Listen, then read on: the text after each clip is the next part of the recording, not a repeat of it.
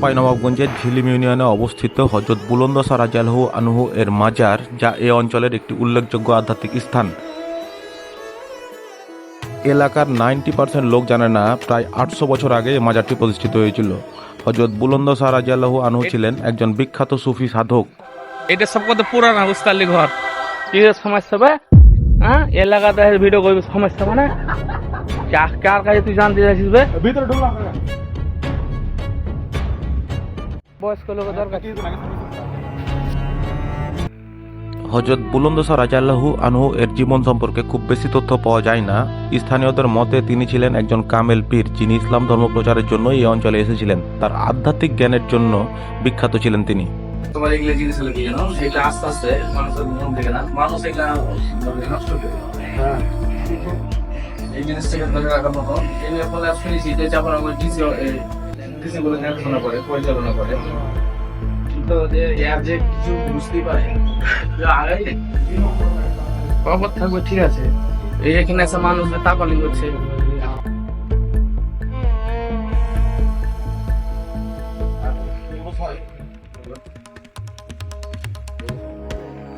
মাজারটি একটি শান্ত ও মনোরম পরিবেশে অবস্থিত। প্রতি বছর ওরসের সময় এখানে হাজার হাজার ভক্তের সমাগম ঘটে। এই মাজারের নামে এখানে 2টি শিক্ষা প্রতিষ্ঠান গড়ে উঠেছে। মাজারের মোট জমি প্রায় 450 বিঘা। কালের বিবর্তনে সেই বিপুল পরিমাণ জমি এখন মাত্র 1 একর 13 শতক অবশিষ্ট রয়েছে।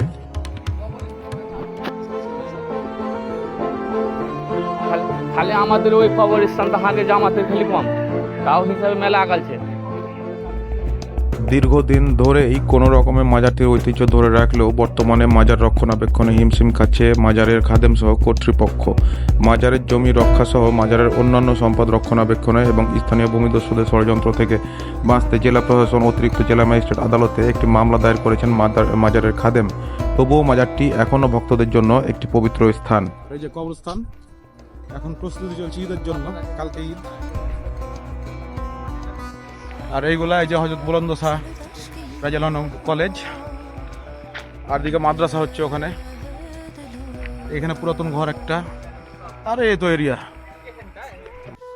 হযরত বুলন্দ শাহ রাদিয়াল্লাহু আনহু এর মাজার চাঁপাইনবাবগঞ্জের আধ্যাত্মিক ঐতিহ্যের একটি গুরুত্বপূর্ণ অংশ।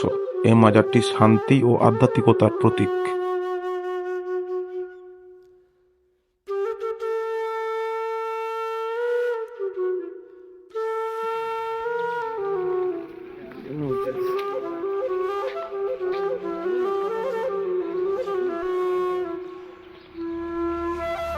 ধন্যবাদ সবাইকে।